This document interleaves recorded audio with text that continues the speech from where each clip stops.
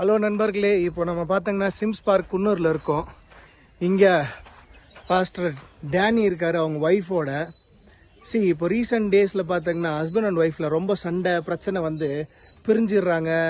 சின்ன சின்ன விஷயத்துக்கெல்லாமே வந்து கோச்சிட்டு போயிடுறது, டிவோர்ஸில் ஆகிட்டு இருக்கு.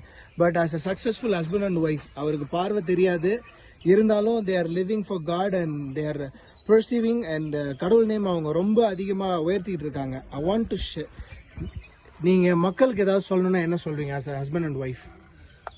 வேதத்தை நம்ம பார்க்கிறோம், கர்த்தர் இணைத்ததை மனுஷன் பிரிக்காதிருக்க கடவன் என்று.